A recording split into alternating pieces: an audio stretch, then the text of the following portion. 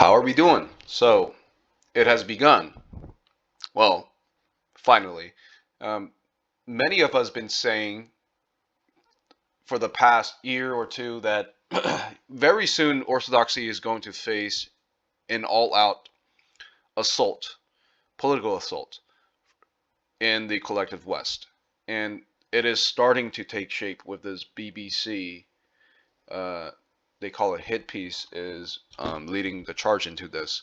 So Lucy Ash, um, from the tone of the person talking, I am hearing a some sort of neoliberal author. And but let's break down this article a little bit. I'm going to try to make this quick. For those of you who don't know, my background is that my background is in psychological analytics. I analyze competitor strategies for companies, and I also assess employees. That's what I do for a living. And reading language, reading titles, it's kind of a part of what I do. Now let's read the title here. Young U.S. men are joining Russian churches promising absurd levels of manliness. So we're going to ignore all the other churches, even Greece, that is pro-Ukraine, and saying that Orthodoxy is Russian. Absolutely not true. So, but if we look at the words, the signal words that are used here, one is Russian, okay, Russia, and the next one is absurd, and the next one is manliness. And this is how kind of I know that the person writing this article is some sort of neoliberal, is that these words are the way she's using these words are to signal three things as some sort of fear. I wouldn't say fear mongering, but planting fear into modern neoliberal brains. So we have Russia, it's always bad, right? So bad Russians, and we're going to tie Russians to absurd. Russians are absurd, and Russians are, well, tying Russia to manliness. Okay, what's the correlation there? It's white masculinity. That's all it is. Okay, and that is a fear factor. And we're tying, and it's this is done very skillfully, and this is what these writers do. If you don't look closely, you won't notice. So Russia is tied to being absurd. They're absurd. Russians are absurd. They're also masculine, and they're not just masculine. They're also masculine and absurd. So toxic masculinity. That's what it's trying to signal. Um, but yeah, so that's the title, and it starts out with certain just regular interview stuff that she's done, and then well, I mean, I don't know any church that promise absurd levels of manliness. Like, I'm 5'11" and I'm fairly bulky, but if any churches out there that are doing this, I mean, I would like a little taste of that. But she did interview with certain people. Uh, what is this here? But yeah, there's a few parts uh, that I like to point out here. Let's see here. Saints in the history you want to serve. It's really, I mean, it had to boil down to Russia, right? This thing is about Russia. Okay, so we have Buck says, I don't quite grasp why, but they say Russia's bad, right? So this right here, we can see the narrative.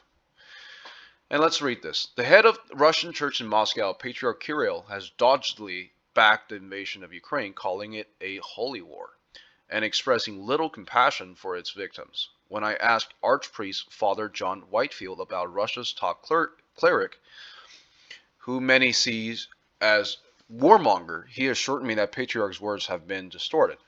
Well, I mean, let's take Patriarch Kirill's word as it's not distorted, calling it a holy war. Is it not a holy war? Is it not a holy war when Christians are being killed by Nazis for years and years? Is it not a holy war when priests are being persecuted? Is it not a holy war when the Metropolitan Ephenius or something, whatever his name is a blatant neo-Nazi who blatantly says we should be proud to call ourselves Banderites. Now, if you don't know, if at this point you don't know what a Banderite is, you should look it up. Okay? Footage and photographs of Putin quoting Bible verses, holding candles during service in Moscow's Cathedral of Christ the Savior, and stripping down to his swim trunks to plunge into icy water at Epiphany seem to have struck a chord. Some American and other countries see Russia as the last bastion of true Christianity. Well, that's true.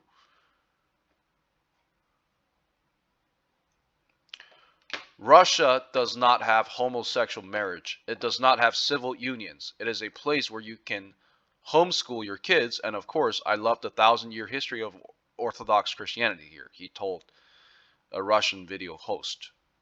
Okay, well, this is also here to spread fear, okay, or to draw more dislike towards the neoliberal fashion. Okay, what is the problem with it? Seems to be a problem with these people to think that homosexuality is some sort of norm. Well, not norm. I mean, what is the? I just don't understand what the reason for that is. Okay. And then we have in Texas, Bucks tells me that he and his fellow converts are turning their backs on instant gratification and American consumerism. I wonder why. We're thinking of things long term, Buck says, like traditions, love for your family, love for your community, love for neighbors. I think that Orthodoxy fits as well, and especially in Texas. Oh, okay. So look at the correlation there. So the whole let's look at this article. It might seem to you that this article is neutral, but it's not neutral. It's absolutely not neutral. So we have Russians. Well, first of all, it's the dumb position to say that people who are flooding to Orthodoxy in general are joining Russian churches. So that's tying all of us to Russians.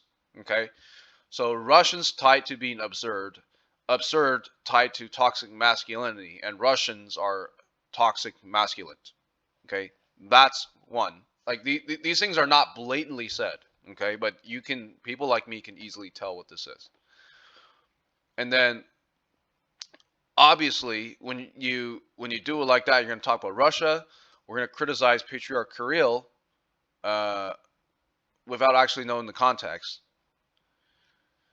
And then we have Texas. Okay, so I think she's smart. Okay, so Texas has the same stereotype as this. Okay, young U.S. men, well, Russians being mean, being bad, correlates to Texans being absurd, Texans, manliness, masculinity of the South, Texas. So all of these words, these signal words, okay, or they call it trigger words, are installed in these articles, okay, to drive up dislike from the political neoliberals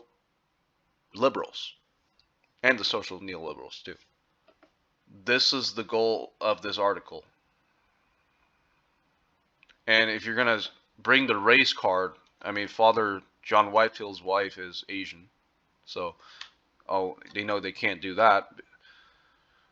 But the point I'm showing out this is that it's starting. And the reason it's going to happen, it's going to get worse and worse. We're going to get more article and article. We're going to get more mainstream TV pastors coming out and talking shit on Orthodoxy. It's going to happen. And I'm going to tell you why. Because the evangelical, so this is the origin of evangelicalism. It's really not Protestantism. It's Americanism, and it's three elements. It's prosperity gospel. It's televangelist, Pentecostal lunacy, and actually there's four, and the fourth one would be Christian Zionism. All of those has been proven to be mechanism in which the government or certain secret societies controls people. Okay, and especially they are massively dominated by Christian Zionism and Christian Zionist ideologies. That's the root of modern evangelicalism. Okay, when you remove the church, which is the divine institution, all you have left, you don't have anything left, I would argue, but there is a void that you have to fill. And what do these people fill that void with? They fill it with the Republican Party. They become the spiritual cheerleader of the Republican neoconservative Party. And obviously, when we rob them of that, we offer an alternative. And what the church actually, what Christianity actually is, we are taking people away from that cheer team. And that cheer team is very powerful. The spirit of America is rebellious. What's funny is that all these modern conservatives, they think that the founding fathers of the United States are all conservatives. No. Those people who came over, who wrote the Constitution, yeah, they had principles such as God, but they were liberals. They were liberals back in their days.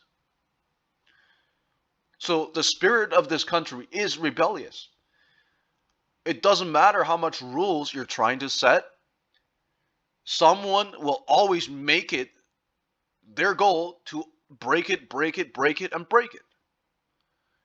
And because, that's the spirit of this country, they will feel pride when they do it. That's why they will always do it. Okay? That's why they're anti-traditions. They will always be anti-tradition. And anything that even has tradition on there, it's bad. I'm sorry, that's the spirit of this country if you don't understand. So I want everyone to be ready for what's coming. And this is not that you're getting ready to talk shit. Uh, you should be getting ready to convert a lot of people. That's what I'm saying. Okay? Because if you look at people in these churches, these are so-called trad people. Okay, they're in church because they're MAGA or some sort. You have a chance to convert these people, but what you got to do is you got to make sure that they come in for the right reasons. We don't want APs in the church. He's not going to last in the church. He's not. Well, Lord willing that he does, but the way he is, he's not going to last in the church. That's about all I have for you guys today. Have a nice day. Christos and Nesty.